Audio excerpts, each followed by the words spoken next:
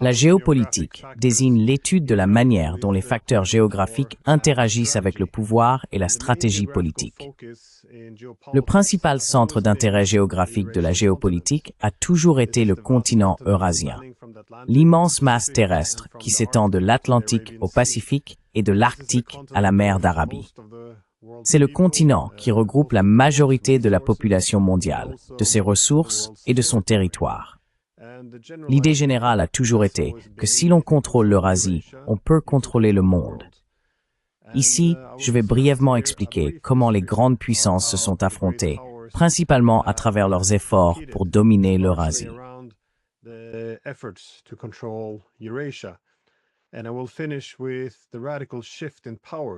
Et je conclurai par le changement radical de pouvoir que nous observons actuellement, lequel transforme l'ensemble de l'ordre mondial.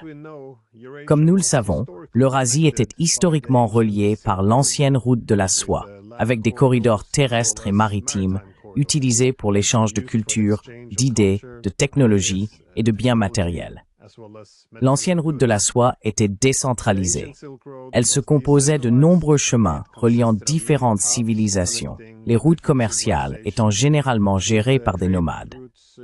L'empire mongol nomade fut le dernier empire à jouer un rôle clé dans l'expansion et le maintien de l'ancienne route de la soie.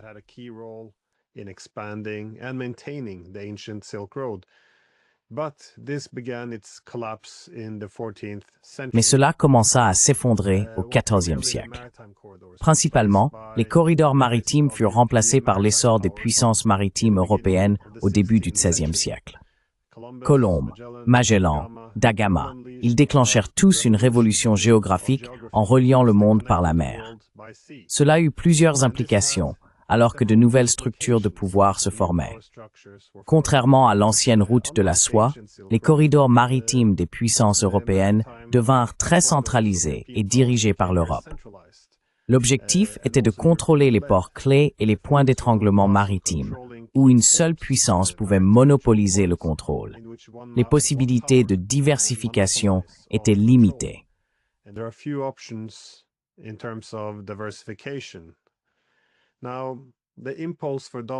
Or, l'élan vers la domination fut encore renforcé par les innovations technologiques en Europe, ce qui explique, par exemple, pourquoi Adam Smith reconnut que la rencontre de l'Europe avec le reste du monde s'était développée de manière très destructrice et exploitante. Adam Smith espérait que dans l'avenir, il y aurait moins d'inégalités de pouvoir, c'est-à-dire une moindre concentration du pouvoir entre les mains des Européens, afin que les relations économiques soient plus mutuellement bénéfiques. Cette concentration du pouvoir en Europe créa une position très dominante et, par conséquent, un rôle extractif et subordonnant pour les territoires avec lesquels les Européens entrèrent en contact. Le système de domination des puissances maritimes fut ainsi construit.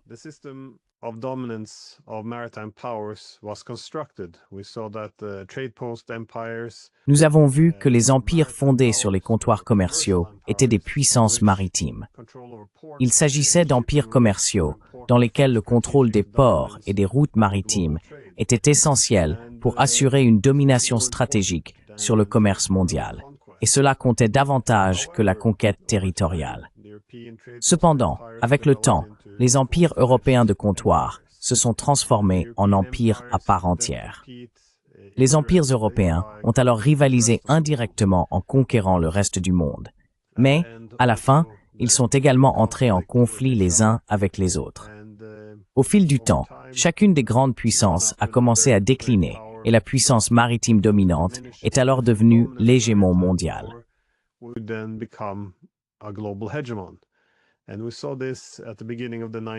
Et nous avons observé cela au début du XIXe siècle, après une longue rivalité entre les Français et les Britanniques. La défaite de Napoléon devint le point de départ de la Pax Britannica, c'est-à-dire la paix sous la domination britannique, que l'on considère avoir duré environ 100 ans jusqu'à la Première Guerre mondiale. Les Britanniques dominaient la mer, et en contrôlant la mer, ce qui relie le monde, cela devint la source de l'hégémonie britannique. Elle fut ensuite remplacée par celle des États-Unis, lorsque ces derniers prirent à leur tour le contrôle de ces corridors. De plus, les Britanniques, surtout dès le début du XIXe siècle, disposaient également d'une avance considérable dans la révolution industrielle et dans la puissance financière, ce qui renforça encore la domination du Royaume-Uni.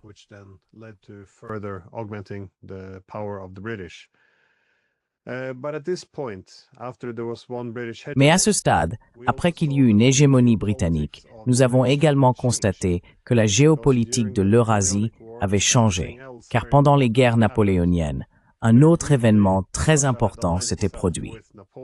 Très brièvement, la Russie s'était alliée à Napoléon et avait envoyé une expédition cosaque entre 1800 et 1801 à travers l'Asie centrale pour atteindre l'Inde britannique. On craignait que cela ne menace le contrôle britannique sur l'Inde. Une nouvelle réalité géopolitique émergea ainsi. Le contrôle britannique des mers ne suffisait plus à dominer le continent eurasien, car une grande puissance terrestre eurasienne comme la Russie pouvait commencer à relier le continent par voie terrestre.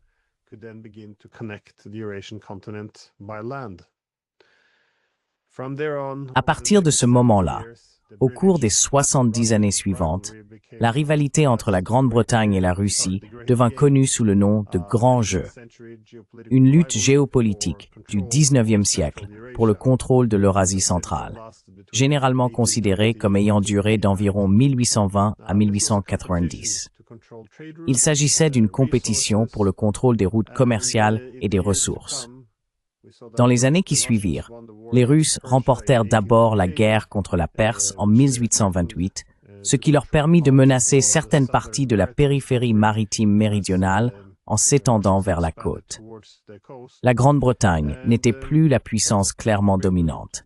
Elle ne pouvait pas repousser les Russes, et la Perse subit de fortes pressions pour s'aligner sur la Russie.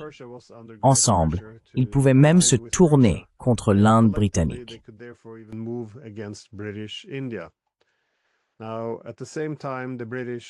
En même temps, les Britanniques et les Français s'inquiétaient de voir la Russie se rapprocher toujours davantage de l'Empire ottoman. C'est alors que les Britanniques et les Français attaquèrent la Russie lors de la guerre de Crimée, qui dura de 1853 à 1856, dans le but de chasser la Russie d'Europe. Les Russes subirent une défaite humiliante. Les principales raisons étaient qu'il manquait d'industries importantes pouvant être converties pour soutenir l'effort de guerre et qu'ils disposaient d'infrastructures très médiocres. Il devint évident que la Russie avait pris un retard considérable dans l'industrialisation. En réponse, les Russes lancèrent ce qu'on appelle les grandes réformes, une période de rapide industrialisation et de construction ferroviaire à travers l'Asie centrale.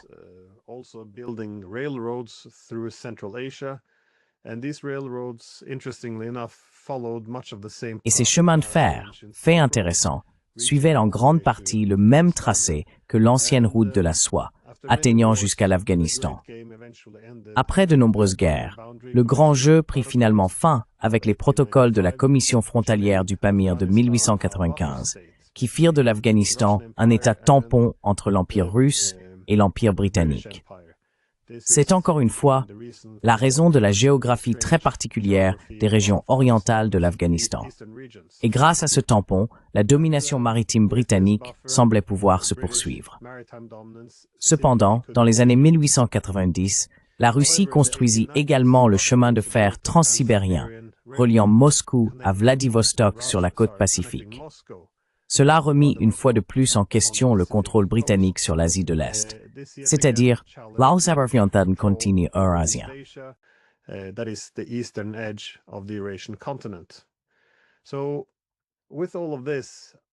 Ainsi, avec tout cela, une théorie géopolitique de l'Eurasie est née en Grande-Bretagne. Elle fut appelée la théorie du Heartland, développée par Halford Mackinder au début du XXe siècle et formulée pour la première fois en 1904 dans un article intitulé « Le pivot géographique de l'histoire ». Dans cet article, Mackinder écrivait, et je cite, « Qui gouverne l'Europe de l'Est commande le Heartland. Qui gouverne le Heartland commande l'île-monde. » qui gouverne l'île monde commande le monde. En résumé, l'Europe de l'Est constituait la zone centrale à contrôler pour dominer le monde. Mackinder soutenait que le monde est divisé en deux sphères naturellement antagonistes, la terre et la mer.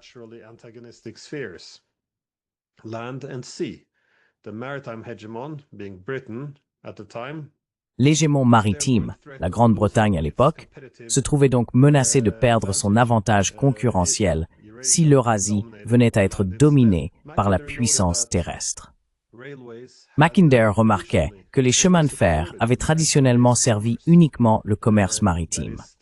Autrement dit, les voies ferrées se contentaient de relier le plus directement possible l'intérieur des terres au littoral, d'où les marchandises étaient chargées sur des navires.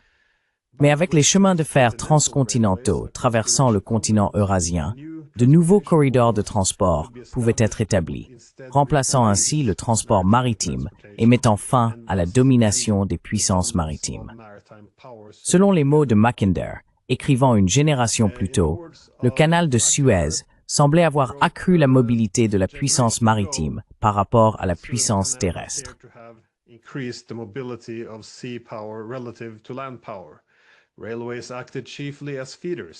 Les chemins de fer avaient principalement servi d'auxiliaires au commerce maritime, mais les voies ferrées transcontinentales transformaient désormais les conditions du pouvoir terrestre. Et nulle part, cet effet ne pouvait être aussi marqué que dans le cœur fermé de l'Eurasie, dans ces vastes régions où ni le bois ni la pierre accessible ne se prêtaient à la construction de routes.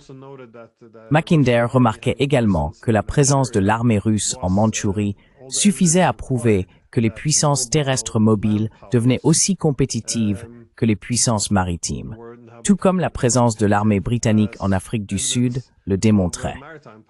Il existait donc désormais une rivalité essentielle entre la principale puissance maritime et la principale puissance terrestre. Cela créait une réalité entièrement nouvelle, puisqu'il n'y avait plus de concurrence entre puissances maritimes pour le contrôle du monde.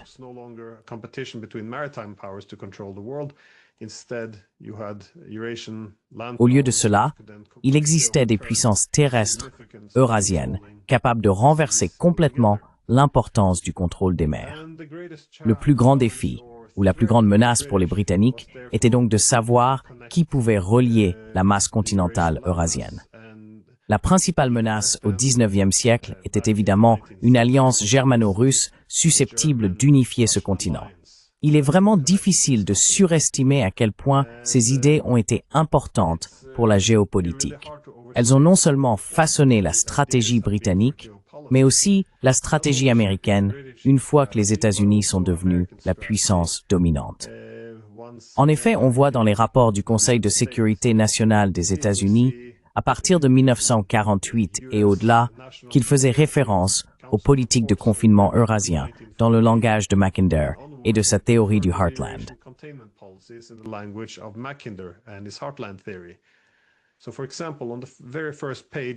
Par exemple, dès la toute première page de la stratégie de sécurité nationale des États-Unis de 1988, il est indiqué que les intérêts de sécurité nationale les plus fondamentaux des États-Unis seraient menacés si un État hostile ou un groupe d'États venait à dominer le continent eurasien.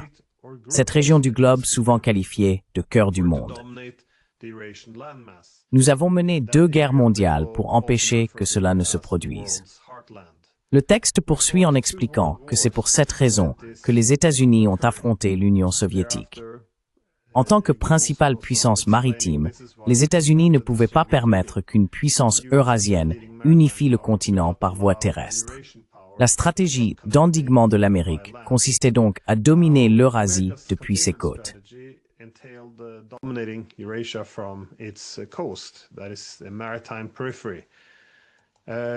C'est la périphérie maritime. Ainsi, l'Europe constituerait la bordure occidentale de l'Eurasie. Et sur la périphérie orientale, il y avait des États insulaires au large des côtes de la Chine, du Japon et au-delà, que les États-Unis avaient conceptuellement définis dans leur stratégie de confinement à double chaîne d'îles immédiatement après la Seconde Guerre mondiale. Si l'on revient aux Russes, eux aussi se sont appuyés sur les idées de Mackinder au début du XXe siècle. Après que la Russie tsariste eut été balayée par la révolution bolchevique et remplacée par l'Union soviétique, des eurasianistes russes sont partis en exil. Des figures comme Savitsky, qui, dans les années 1920, ont formulé des idées sur ce qui devrait éventuellement remplacer l'Union soviétique après son échec.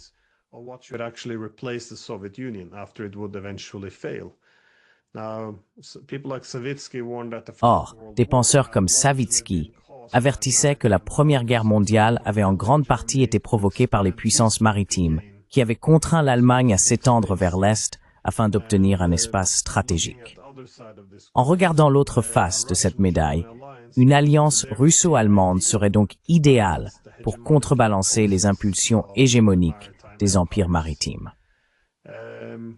Et, étant donné que les Allemands ne possédaient pas de véritable empire maritime, on les considérait comme plus enclins à s'allier avec la puissance terrestre. Les puissances maritimes, quant à elles, étaient perçues comme naturellement impérialistes, ou de manière non naturelle, destructrices, puisque leur domination depuis la périphérie reposait sur des stratégies de division et de contrôle. En d'autres termes, elles devaient empêcher les grandes puissances d'Eurasie de se relier entre elles.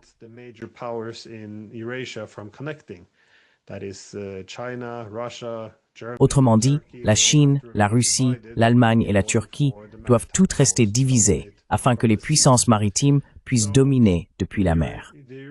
Ainsi, la réponse eurasienne aux puissances maritimes occidentales, les puissances impériales, était donc perçue par des penseurs comme Savitsky comme une recherche de coopération à travers l'Eurasie. De plus, la grande malédiction de la Russie avait été d'être une puissance eurasienne. Cependant, elle avait tenté, depuis l'époque de Pierre le Grand, de se développer et de se positionner comme une puissance maritime d'Europe occidentale.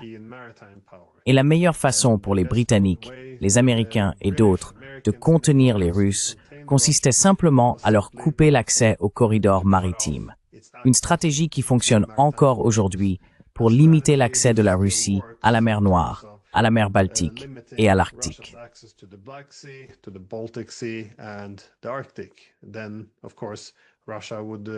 Puis, bien sûr, la Russie serait repoussée vers l'Asie. Telle était la logique.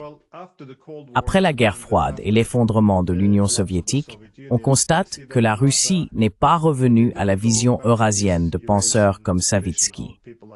Au contraire, elle s'est tournée de nouveau vers des politiques très centrées sur l'Occident, ignorant en grande partie même les pays de l'Est, tout en poursuivant l'objectif d'une grande Europe, une architecture de sécurité européenne inclusive. Cependant, cette stratégie a négligé le fait que la Russie était affaiblie, et les États-Unis y ont vu une occasion historique de créer un système hégémonique permanent en Europe, et de dominer également l'Eurasie depuis la périphérie.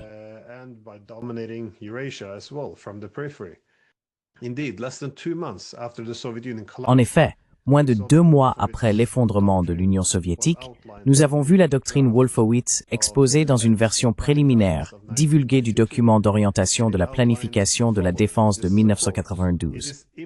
On y déclarait, et je cite, « Il est improbable qu'un défi conventionnel mondial à la sécurité des États-Unis et de l'Occident réémerge du cœur eurasiatique avant de nombreuses années. » Fin de citation. Cependant, l'objectif principal était également d'empêcher qu'un tel défi n'apparaisse. Cela devait être réalisé, et je cite encore, en maintenant les mécanismes permettant de dissuader d'éventuels concurrents de même aspirer à un rôle régional ou mondial plus important. Ainsi, les États-Unis devaient contrôler les régions clés et les principaux corridors énergétiques afin de s'assurer qu'aucun rival ne puisse émerger.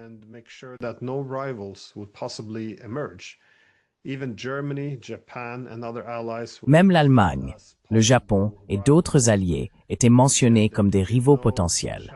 Là encore, il ne pouvait y avoir aucun défi à la domination des États-Unis. De toute évidence, cela imposait également des limites strictes à tout rôle que la Russie pouvait jouer en Europe, ainsi qu'à toute intégration entre la Russie et d'autres grandes puissances européennes comme l'Allemagne. L'ouvrage intellectuel de référence sur le contrôle américain de l'Eurasie après la guerre froide a été écrit par Zbigniew Brzezinski, conseiller de plusieurs présidents, dont Jimmy Carter et Barack Obama, qui a également joué un rôle central dans l'armement des Moudjahidines en Afghanistan dans les années 1980.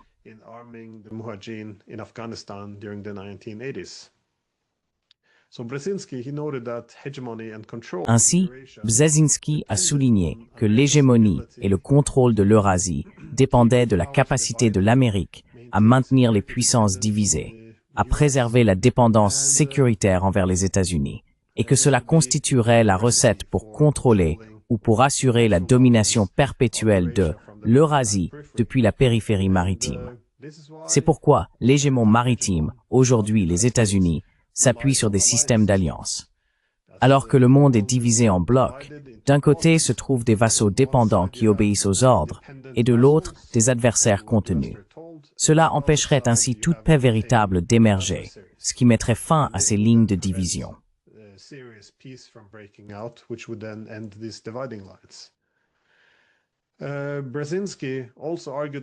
Brzezinski affirmait également que la Russie était faible et n'avait d'autre choix que de se tourner vers l'Occident.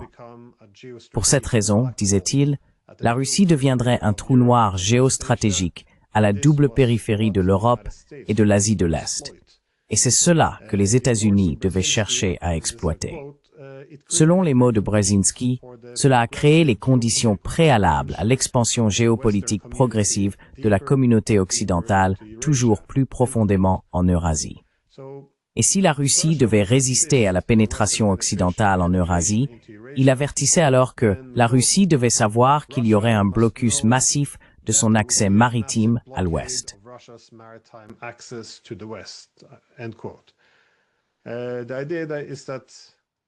L'idée était que la Russie elle-même devrait idéalement être divisée et organisée en ce que Brzezinski appelait une Russie confédérée de manière lâche, composée d'une Russie européenne, d'une république sibérienne et d'une république d'Extrême-Orient. En d'autres termes, la Russie devait être séparée de l'Europe et idéalement scindée en régions ou pays distincts. Dans le même temps, les États-Unis développaient leurs propres initiatives de route de la soie, mais il s'agissait d'une route de la soie très différente. Ce n'était pas un format décentralisé et multipolaire, avec une connectivité diversifiée. Son objectif était plutôt de diviser l'Eurasie afin de maintenir l'hégémonie américaine. Ainsi, nous avons vu que toutes ces initiatives, qu'il s'agisse du gazoduc Tapi, reliant le Turkménistan, l'Afghanistan, le Pakistan et l'Inde, ou du gazoduc géorgien azerbaïdjanais permettant d'accéder à l'Asie centrale, servaient le même objectif stratégique.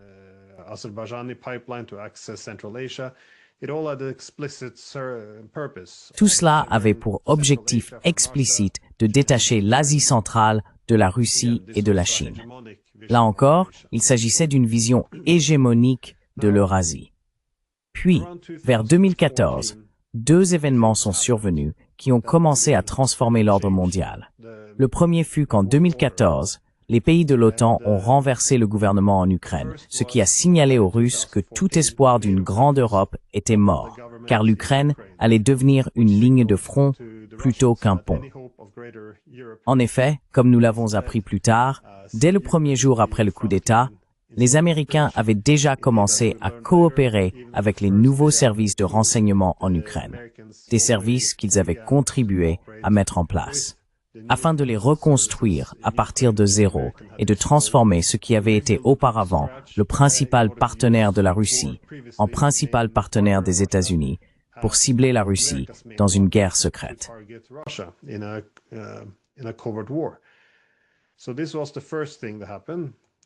La première chose qui s'est produite a été le coup d'État en Ukraine. La deuxième, c'est que la Chine a perdu confiance dans la durabilité du système économique international dirigé par les États-Unis et qu'elle avait acquis suffisamment de puissance pour commencer à le contester. Et c'est exactement ce que la Chine a commencé à faire. Elle s'est mise à défier le système économique international dirigé par les États-Unis. En 2013, nous avons vu le lancement de l'initiative La ceinture et la route, un effort visant à raviver l'ancien réseau de la route de la soie qui dominait avant l'essor des puissances maritimes occidentales.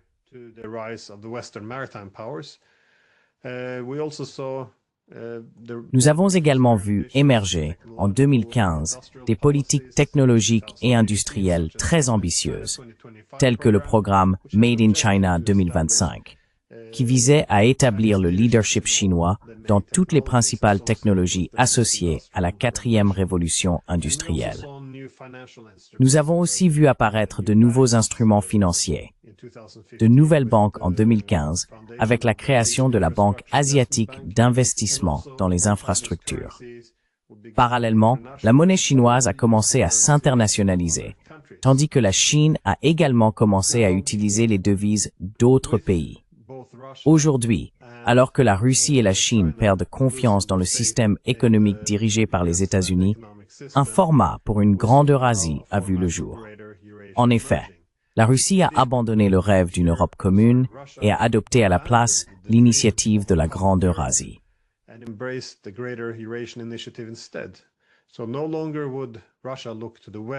Ainsi, la Russie ne chercherait plus à se tourner vers l'Occident pour son développement, comme elle l'avait fait depuis Pierre le Grand, 300 ans plus tôt.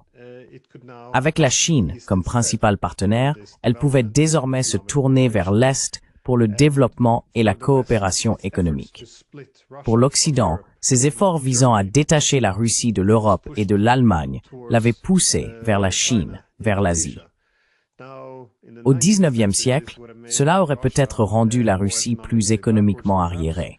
Mais à l'époque moderne, ce serait le pire cauchemar de Mackinder.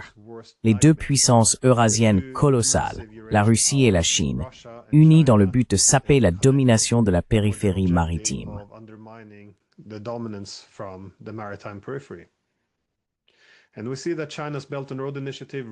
Et nous voyons que l'initiative La ceinture et la route de la Chine reconnecte le continent eurasien par voie terrestre et maritime grâce aux chemins de fer, aux autoroutes, aux ports maritimes et aux réseaux numériques.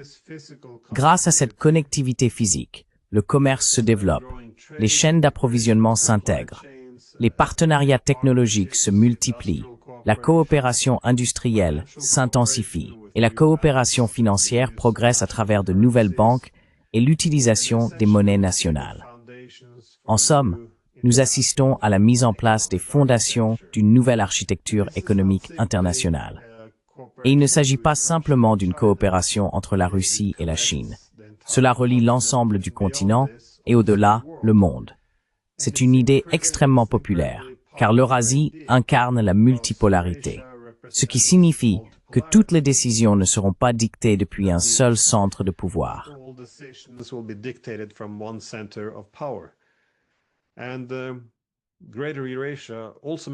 La Grande Eurasie a également beaucoup de sens pour la Russie, qui peut passer du statut de double périphérie de l'Europe et de l'Asie de l'Est à celui de centre d'un ensemble bien plus vaste. L'infrastructure d'exportation énergétique de la Russie, historiquement tournée vers l'Ouest, a progressivement été réorientée vers l'Est, principalement vers la Chine, mais aussi vers l'Inde. À l'Ouest, les économies se sont montrées stagnantes, et une hostilité apparemment durable envers la Russie persiste depuis des siècles, tandis qu'à l'Est, les économies sont plus dynamiques, et la Russie a été largement accueillie. La Russie a donc ses propres projets, notamment ce corridor est-ouest le long du chemin de fer transsibérien.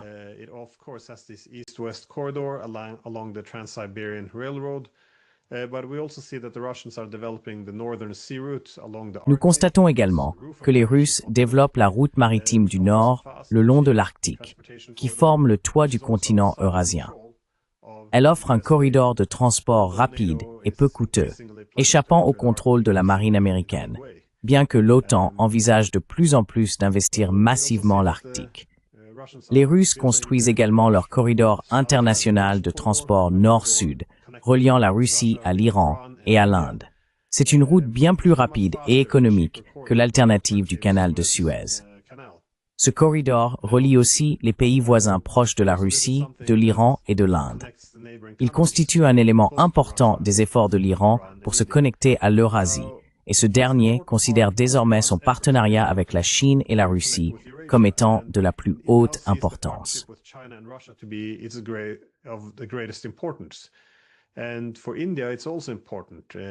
Et pour l'Inde, c'est également important. Elle s'intéresse à l'intégration eurasienne. Cependant, elle ne veut pas que celle-ci devienne trop centrée sur la Chine. La Chine, reconnaissant que l'intégration eurasienne sera plus largement acceptée si elle est multipolaire, ne s'oppose pas à la diversification, par exemple à un rapprochement accru entre l'Inde et la Russie. De la Corée du Sud à la Chine, en passant par l'Inde, le Kazakhstan, la Russie, l'Iran et les États arabes, tous ont des stratégies d'intégration eurasienne. Ces initiatives diffèrent, mais elles partagent toutes la nécessité d'améliorer leurs relations mutuelles et de trouver des solutions politiques aux différends afin de se connecter, car aucune puissance unique du continent eurasien ne peut imposer son initiative aux autres.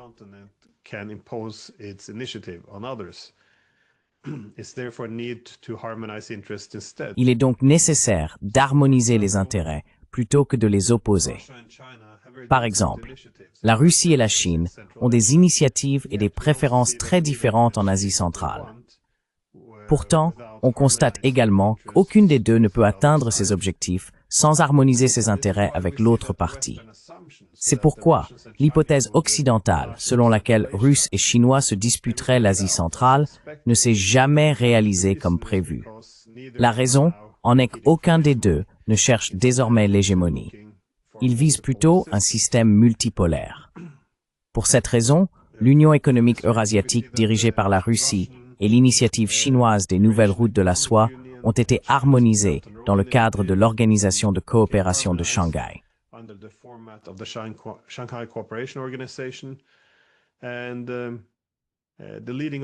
Et l'organisation principale reliant un nouveau système économique international est évidemment les BRICS. Il ne s'agit plus seulement de ports, de routes ou de chemins de fer. Nous avons désormais aussi des corridors numériques, énergétiques, céréaliers et divers partenariats technologiques. Nous disposons d'une intégration industrielle, d'échanges commerciaux en monnaie nationale, de banques de développement communes, de systèmes de paiement et de bourses de matières premières. Ainsi, l'alternative au système multipolaire eurasien consiste pour chacun à se soumettre à l'hégémon maritime, qui cherche à séparer l'Asie centrale de la Chine de la Russie de l'Inde, l'Inde de l'Iran et l'Iran de la Turquie, et ainsi de suite.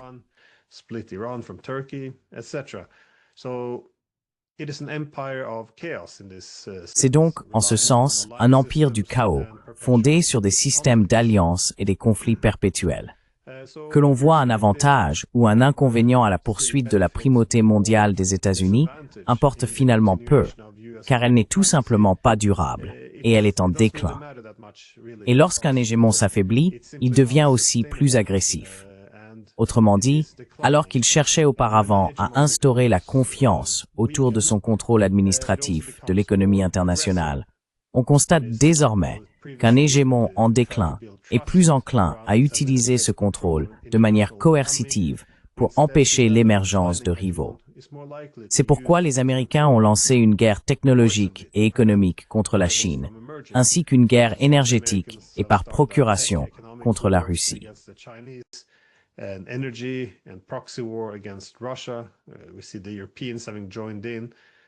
Nous voyons les Européens se joindre à la discussion, débattant désormais de la légalisation du vol en saisissant les fonds souverains russes. C'est un effort pour empêcher l'émergence de rivaux. Cependant, cela produit exactement l'effet inverse. Cela ne fait qu'inciter le reste du monde à diversifier ses partenariats économiques dans ce vaste contexte eurasien. Ainsi, la résistance instinctive de l'Occident à la coopération en Eurasie, dans le but de préserver la domination des puissances maritimes, néglige le fait que nous ne sommes plus au XIXe ni au XXe siècle.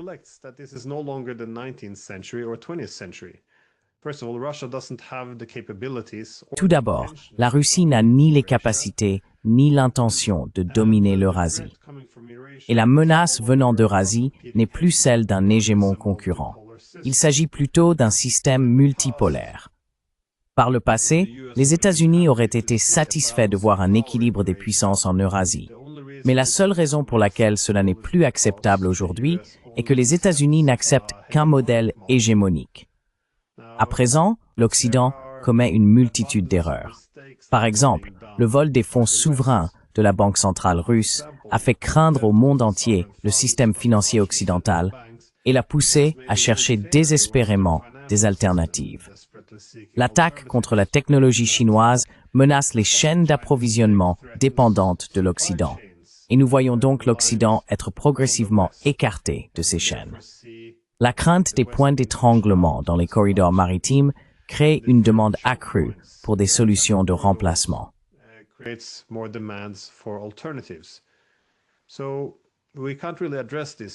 ne pouvons pas vraiment aborder ces problèmes en Occident, car nous restons prisonniers d'un état d'esprit tribal.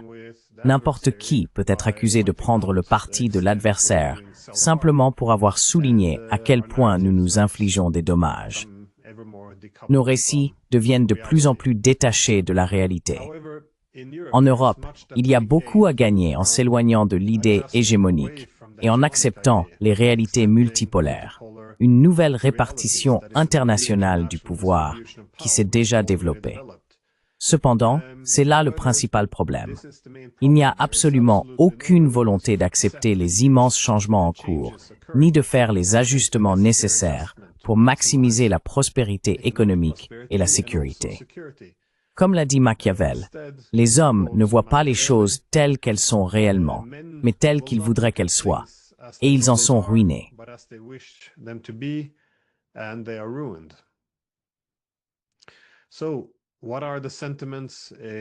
Alors, quels sont les sentiments en Russie aujourd'hui?